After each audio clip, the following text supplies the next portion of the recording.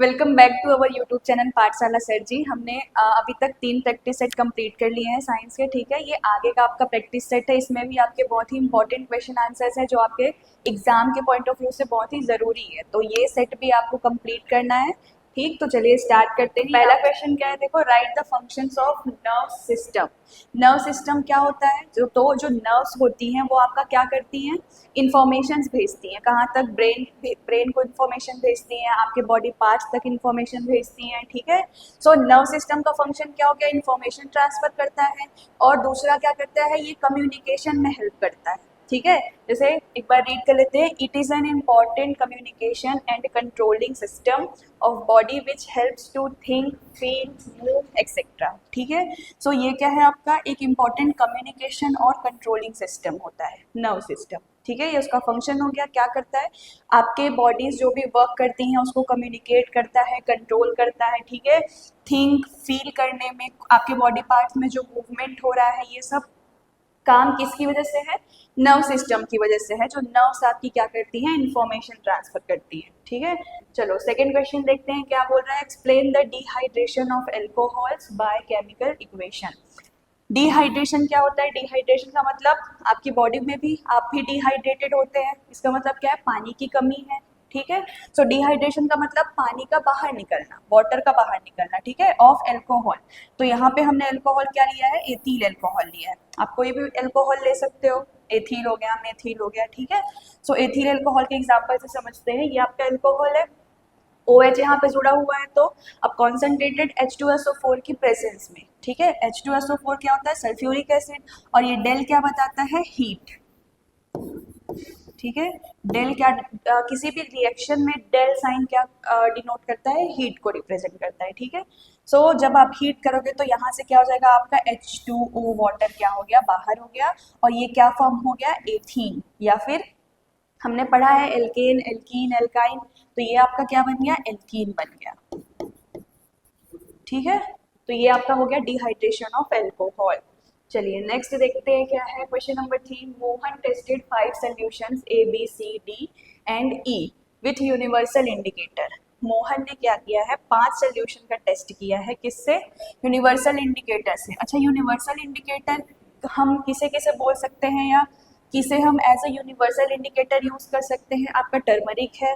ठीक है, ये आपका क्या होता है, यूनिवर्सल इंडिकेटर होता है। एक एग्जांपल है यूनिवर्सल इंडिकेटर का। ठीक, सो ABCD एंड E 5 सोल्यूशन का मोहन ने क्या किया, टेस्ट किया यूनिवर्सल इंडिकेटर से, और उसे कुछ pH वैल्यूज मिली है। क्या क्या, 9, 7, 1, 13 and 6। So on this basis state which solution is. ठीक है, सो इस बेसिस पे आपको इन पांचों के क्या करने हैं, आंसर देने हैं। तो पहला क्वेश्चन क्या पूछा जा रहा है, वीकली एसिडिक। आपको बताना है कि इन पांचों में से कौन सा वीकली एसिडिक होगा। तो पहले देखो समझते हैं, नंबर्स देख लो। पहले देखो 7 है, तो पीएच स्केल मैंने इससे पहले पढ़ाया हुआ है। पीएच स्केल में 7 क्या शो करता है, न्यूट्रल को शो करता है। ठीक है, 7, और ये क्या है, बी सोल्यूशन का हमारा पीएच कितना मिला है, 7। तो ई का आंसर आपका क्या हो जाएगा, न्यूट्रल सोल्यूशन कौन सा होगा, बी।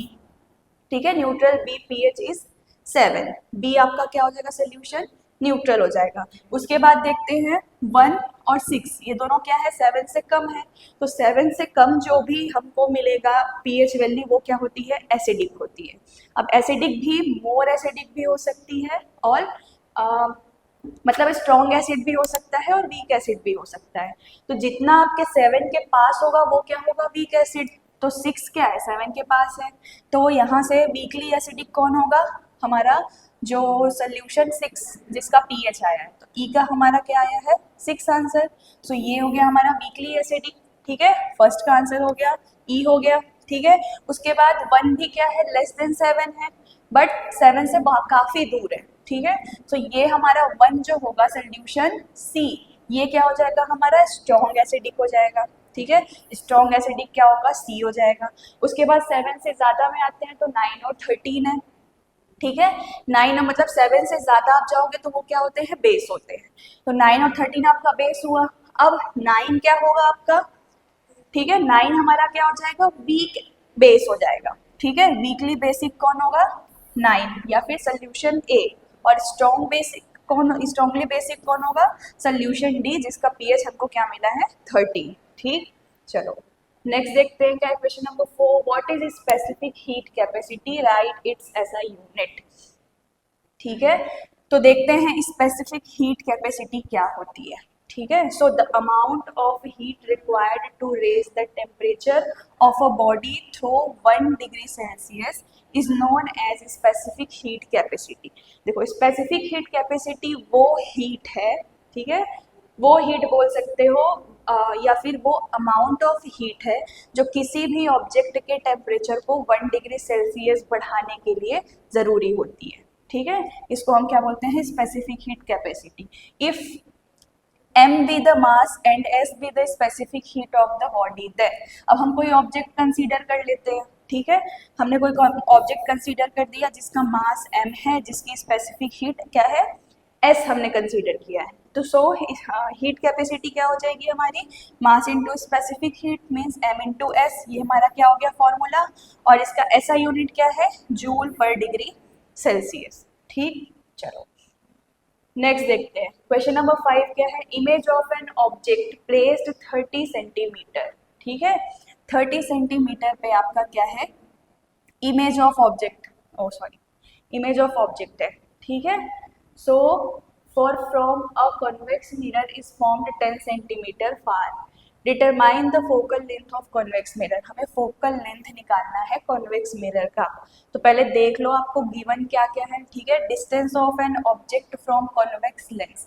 कॉन्वेक्स लेंस से डिस्टेंस कितना है? तो ये आपका u है। ठीक है, मतलब ऑब्जेक्ट का डिस्टेंस है 30 सेंटीमीटर है, बट कॉन्वेक्स से इसलिए हमने क्या यूज किया है? माइनस। ठीक, उसके बाद डिस्टेंस ऑफ इमेज कितना दिया है हमको? 10 सेंटीमीटर, पॉजिटिव लिया गया है 10 सेंटीमीटर। ठीक है, कॉन्वेक्स के लिए आपको ध्यान रखना है कि u जो भी आपके ऑब्जेक्ट का डिस्टेंस है उसे हमने माइनस में रखा है, और जो आपके इमेज का डिस्टेंस है उसे हमने प्लस में लिया है। ठीक, सो फॉर्मूला आपका क्या है? 1/f equal to 1/u plus 1/b। देखो यहाँ पे दो फॉर्मूलाज होते हैं, एक मिरर फॉर्मूला है और एक लेंस फॉर्मूला है। आपको दोनों ही फॉर्मूला अच्छी तरीके से याद होने चाहिए। ठीक है, सो इस फॉर्मूले का यूज करके अब हमको u और v की वैल्यू पता है, तो u और v की वैल्यू हमने यहाँ पे पुट कर दी, f हमको निकालना है। ठीक है, तो जब 13 और 10 का क्या करेंगे? हम एलसीएम लेंगे। ठीक है, देखो यहाँ पे मैं बता देती हूँ, जब आप 13 और 10 का एलसीएम लोगे तो क्या आएगा? 30 आएगा। ठीक है, इन दोनों को डिवाइड करेंगे तो ऊपर हमारा क्या हो जाएगा? -1 प्लस ये हो जाएगा हमारा 3। अब ये कितना होगा हमारा? 2/30। ठीक, जब इसको सॉल्व करोगे -1 प्लस 3/30 को सॉल्व करोगे तो आपका 2/30 आ गया, यही मिला हमको। ठीक है, अब ये हमको क्या मिला है? 1/f है, आपको चाहिए f, तो इसको क्या कर दोगे? पलटोगे, तो 30/2 इक्वल्स टू क्या हो जाएगा हमारा? f। ठीक है, ये हो गया 30/2 upon sorry f equal to 30/2। अब इसको सॉल्व कर लेंगे तो हमारा f कितना निकल जाएगा? 15 सेंटीमीटर। 15 सेंटीमीटर ये क्या हो जाएगा? आंसर। ठीक, तो इस टाइप के जितने भी क्वेश्चन इस चैप्टर में आपके न्यूमेरिकल्स है वो सारे आप एक बार प्रैक्टिस जरूर करके जाइएगा। ठीक है, ये हमने एक बार एग्जांपल के लिए एक रख लिया है यहाँ पे। चलो क्वेश्चन नंबर 6 क्या है? Compare the arrangement of elements in modern periodic table and Mendeleev's periodic table. तो आपको मॉडर्न पीरियोडिक टेबल और मेंडलीव्स पीरियोडिक टेबल का क्या करना है?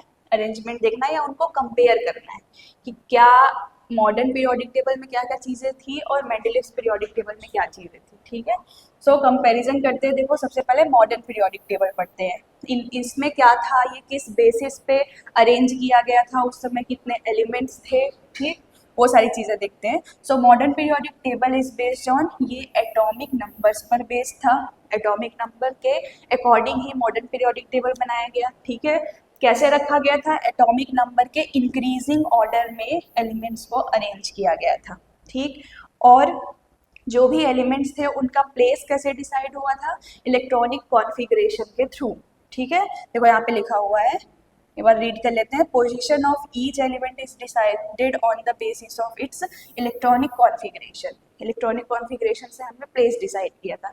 तभी जब हम मॉडर्न पीरियोडिक टेबल में जाते हैं, अगर हम फर्स्ट ग्रुप की बात करें तो वो सारे उनका जब हम इलेक्ट्रॉनिक कॉन्फ़िगरेशन देखते हैं तो लास्ट सेल में सबके एक ही इलेक्ट्रॉन दिखाई दे रहे हैं। ठीक है, सो आगे क्या है देखो, it clearly signifies the periodicity in properties of elements. अब इसमें 92 एलिमेंट्स को रखा गया था पहले, ठीक है, उसके बाद और भी एलिमेंट्स को ढूंढा गया, ठीक है, तो टोटल 118 एलिमेंट्स आपके क्या है मॉडर्न पीरियोडिक टेबल में है, जिसमें से लेंथेनाइड और एक्टिनाइड को क्या किया गया है पीरियोडिक टेबल के नीचे रखा गया है, ठीक है, जिन्हें एफ ब्लॉक बोला जाता है। तो ये आपका मॉडर्न पीरियोडिक टेबल हो गया। अब मेंडलीव्स देखते हैं, ठीक है। In Mendeleev's periodic table only 63 elements were placed, ठीक है। मेंडलीव्स पीरियोडिक टेबल में ओनली 63 एलिमेंट्स रखे थे उस समय, ठीक है। According to Mendeleev's periodic law the physical and chemical property. अब मेंडलीव पीरियोडिक लॉ क्या था, जो फिजिकल और केमिकल प्रॉपर्टीज होती हैं एलिमेंट्स की, वो पीरियोडिक फंक्शन होती हैं उनके एटॉमिक मास के, ठीक। ये जो लाइन है आपकी ये थोड़ी इंपॉर्टेंट है, इसको अच्छे से लर्न रखना। जो फिजिकल केमिकल प्रॉपर्टी है किसी भी एलिमेंट की, वो क्या होती है पीरियोडिक फंक्शन होती है एटॉमिक मास के। ये बेस था मेंडलीव पीरियोडिक टेबल का, ठीक। अब जैसे फर्स्ट मेंडलीव पीरियोडिक टेबल में और क्या चीजें थी, position of hydrogen is in defined नहीं था, ठीक है। हाइड्रोजन का पोजीशन यहाँ पे डेफिनेट नहीं था। Heavier elements are placed before lighter elements, heavier elements को पहले रखा गया था। थर्ड क्या है, isotopes have not been given separate place. Mendeleev's periodic table में आइसोटोप्स को अलग सेपरेट प्लेस नहीं दिया गया था, ठीक है। फोर्थ क्या है, on moving from one element towards another atomic mass do not increase in a definite form. अब जैसे अगर हम मॉडर्न पीरियोडिक की बात करें तो यहाँ पे जब हम लेफ्ट टू राइट जा रहे हैं, टॉप टू बॉटम जा रहे हैं, तो हमको कुछ एक क्या दिखता है, मतलब चेंज दिखता है, और एक पैटर्न में दिखता है कि अगर कुछ चीज़ें बढ़ रही हैं तो वो बढ़ रही हैं ऐसी, लेकिन ऐसा कुछ भी हमको मेंडलीव पीरियोडिक टेबल में देखने को नहीं मिलता है, ठीक है। So this way arrangement of elements in modern periodic table and Mendeleev periodic table are different. तो इस तरीके से ये दोनों आपके क्या हो गए, डिफरेंट हैं, ठीक है। चलो नेक्स्ट देखते हैं क्या है, question number 7। Discuss electric motor under the following heads. आपको इलेक्ट्रिक मोटर को डिस्कस करना है कि टॉप पॉइंट्स क्या क्या दिए गए हैं, आपको लेबल डायग्राम बनाना है, प्रिंसिपल उसका बताना है और वर्किंग बताना है, ठीक है। हमने अभी यहाँ पे सिर्फ इलेक्ट्रिक मोटर लिया है, इससे रिलेटेड एक क्वेश्चन और है इलेक्ट्रिक जनरेटर का, ठीक है। सो आपको दोनों टॉपिक्स ही अच्छी तरीके से पढ़ के जाना है एग्जाम में, ठीक। तो चलो मॉडर्न मोटर पढ़ लेते हैं, ठीक है। मोटर क्या है, इलेक्ट्रिक मोटर, ये आपका डायग्राम हो गया, ठीक। यहाँ पे पी क्यू आर एस ये एक फ्रेम है, ये हमने क्या रखा है मैग्नेट रखा हुआ है, कॉपर वायर हो गया, ठीक है, हॉर्स शू टाइप मैग्नेट हो गए। उसके बाद यहाँ पे क्या है, कार्बन की ब्रशेज हैं, कम्यूटेटर है, ठीक है। ये इलेक्ट्रिक मोटर का आपका लेबल डायग्राम हो गया। प्रिंसिपल देखते हैं, ये कैसा डिवाइस है, ये एक ऐसा डिवाइस है जो क्या करता है, इलेक्ट्रिकल एनर्जी को किस में कन्वर्ट करता है, मैकेनिकल एनर्जी, ठीक है।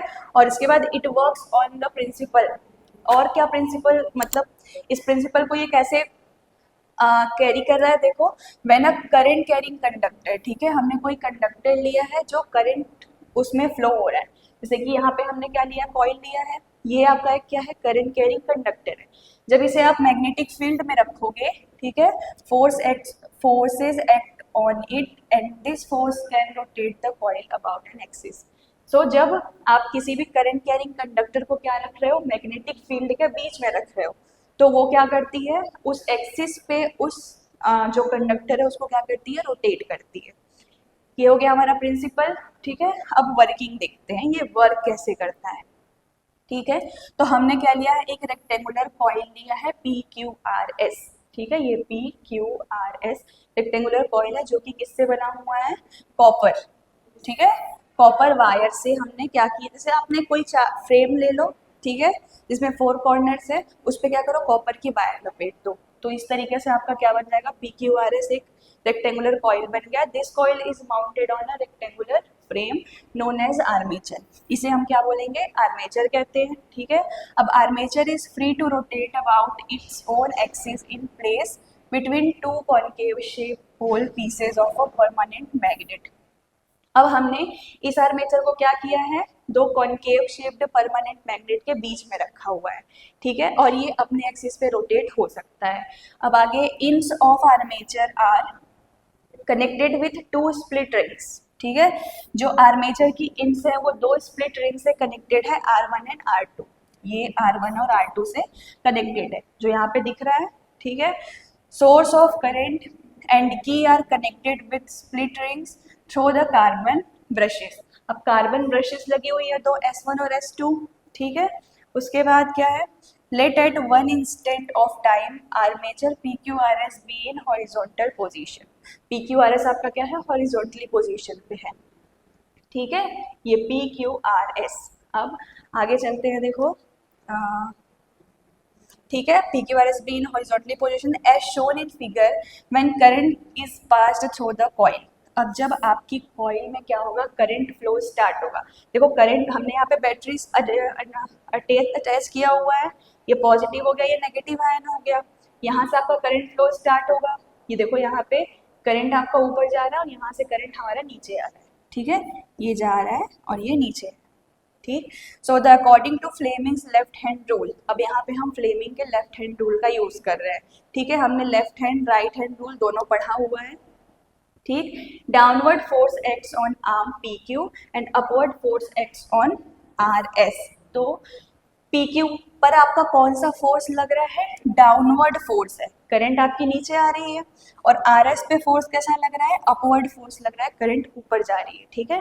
So those it forms a couple and rotates the coil in clockwise direction. अब ये जो करंट फ्लो स्टार्ट हुआ और आपने मैग्नेटिक फील्ड के अंदर रखा हुआ है, तो ये क्या होगा, आपका आर्मेचर जो होगा वो रोटेट करना या रिवॉल्व करना स्टार्ट करेगा, ठीक है, क्लॉकवाइज डायरेक्शन में। देखो यहाँ पे लिखा हुआ है clockwise direction after half revolution. अब हाफ रिवॉल्यूशन के बाद क्या होगा, R1 and R2 interchanging there positions. R1 और R2 है, अब देखो ये पूरा आपका फ्रेम ऐसा रोटेट हो रहा है, तो ये भी तो आपका रोटेट होगा, तो R1 की जगह R2 आ जाएगा और R2 की जगह R1 आ जाएगा। So due to which PQ moves up and RS goes down, in this way coil rotates continuously.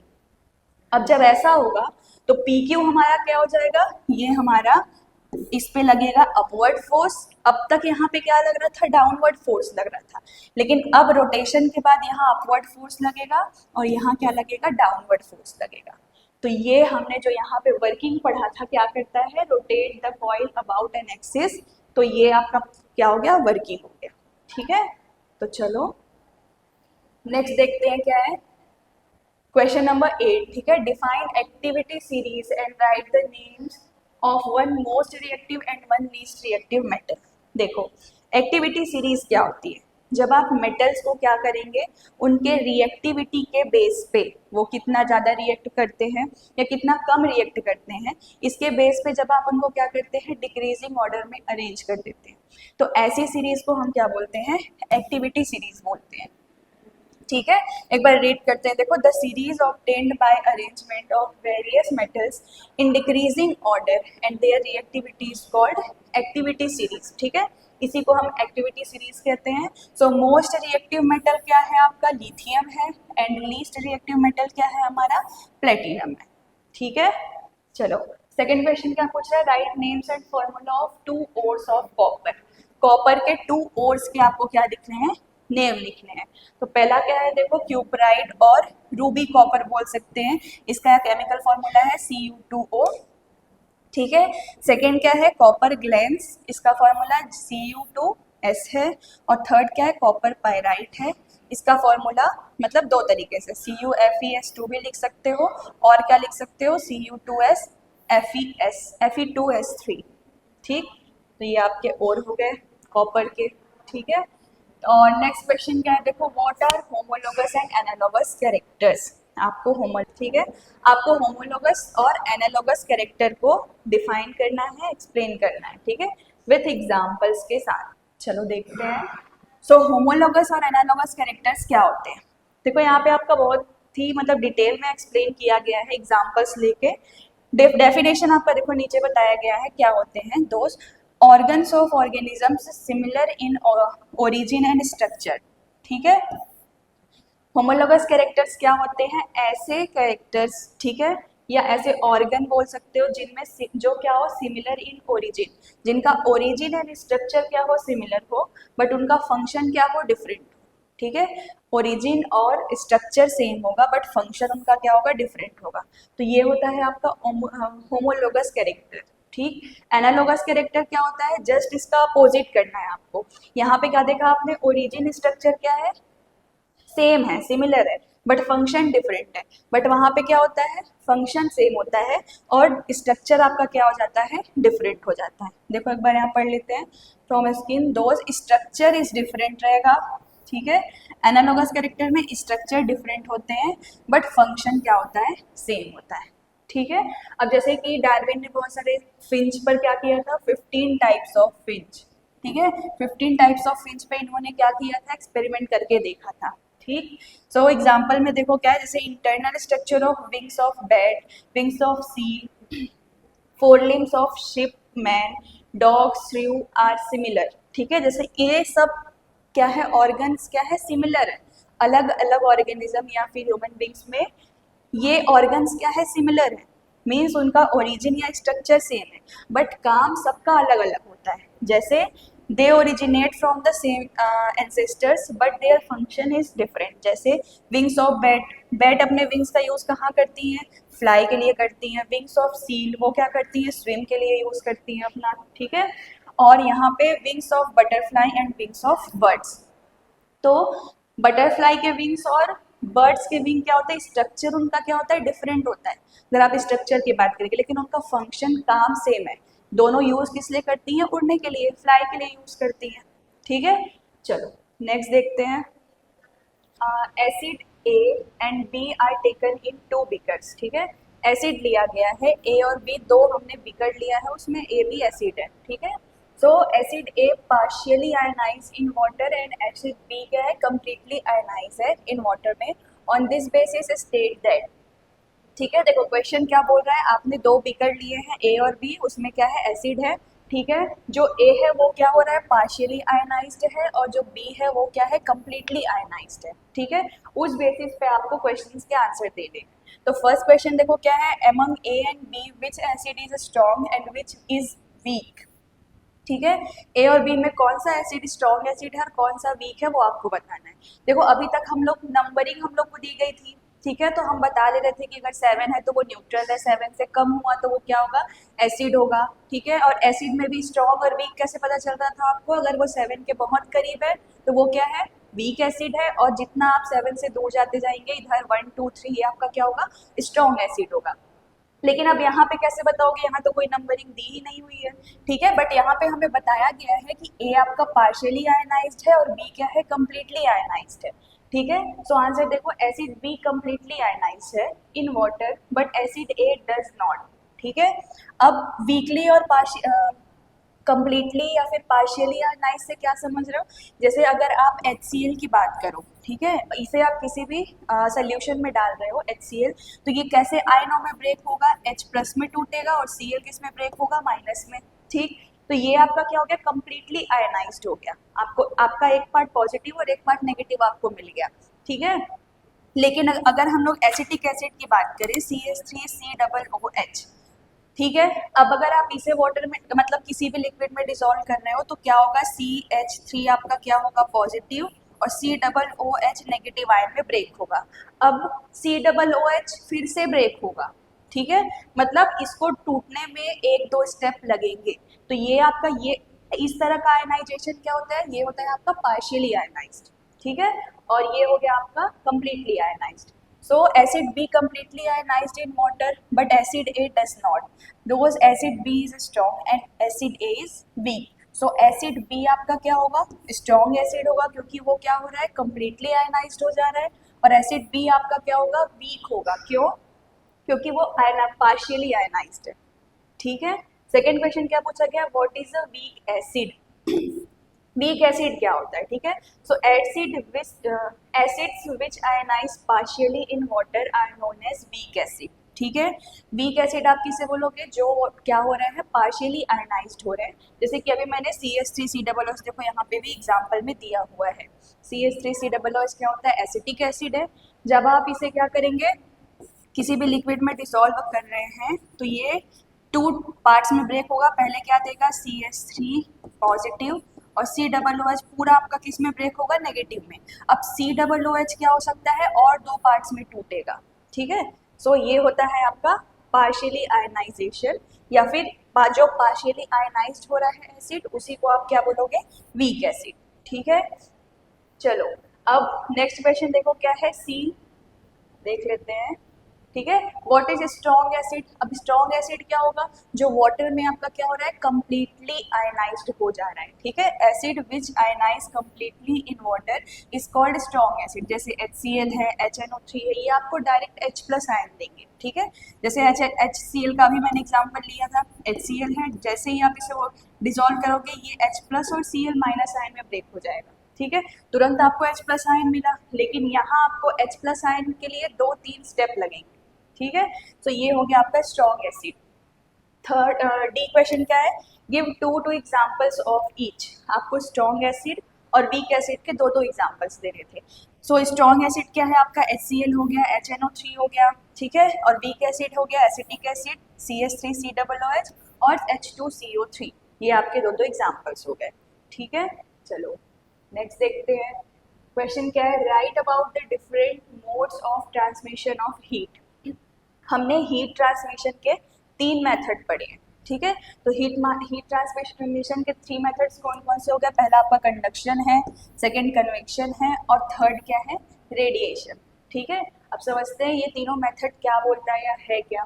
ठीक है, कंडक्शन क्या होता है, देखो कंडक्शन हमेशा किस ऑब्जेक्ट में होगा आपके, या किस मैटर में होगा, सॉलिड में होता है। ठीक है, कंडक्शन देखो, solids get heated by conduction.